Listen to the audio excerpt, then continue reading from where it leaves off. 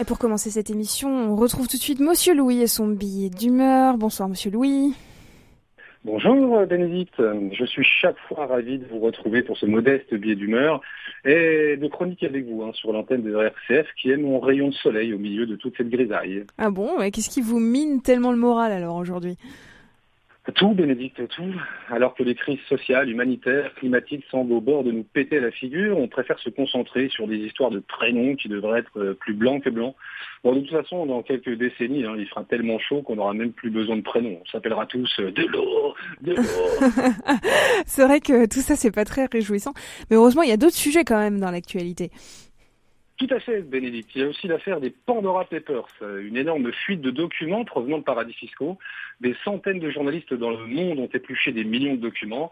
Des milliers de personnalités sont citées, dont 600 Français, des industriels évidemment, des milliardaires, des sportifs et aussi bien sûr des politiques.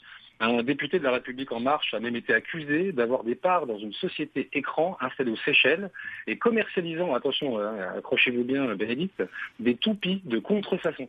C'est-à-dire que le mec pousse le vice jusqu'à investir en cachette son argent dans un commerce totalement illégal. C'est du grand art. Alors le député concerné a plaidé l'usurpation d'identité. Peut-être est-ce un homonyme, après tout, comme certains proposent carrément d'éditer des listes de prénoms ou de noms acceptables par la société. Quand on va tous s'appeler Olivier Martin, on va voir flou. Bon allez, Monsieur Louis, je suis sûr que vous pouvez nous trouver une actualité qui nous mette un peu en joie.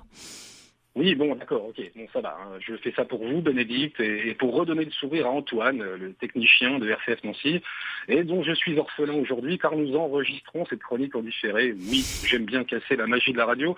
Alors, je suis allé traîner sur un compte Twitter qui s'intitule Le Média Positif, et qui diffuse chaque jour de vraies nouvelles positives du monde.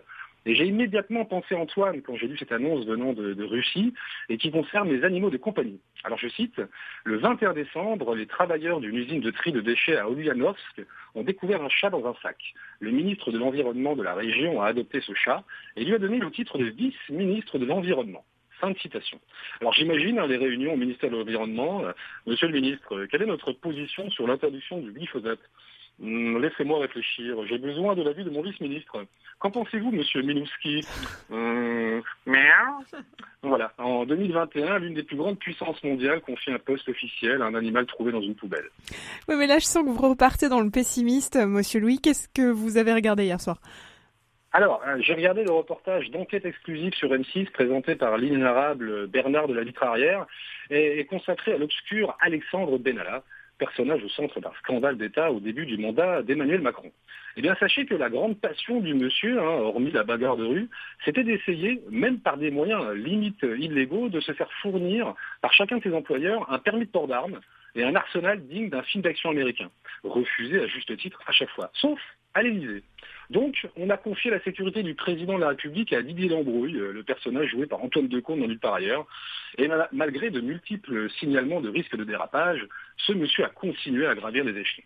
Ce qui m'amène à ma petite morale bimensuelle, dans ces temps de recherche permanente d'expliquer le monde, voir le moindre fait divers comme la preuve irréfutable d'une grande ou d'une modeste machination.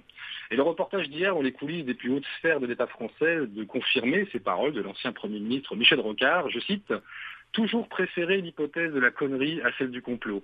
La connerie est courante, le complot exige un esprit rare. » Merci beaucoup, monsieur Louis. Vous faites très bien le chat. C'est dommage que ce soit par téléphone. Il faudra le refaire la prochaine fois.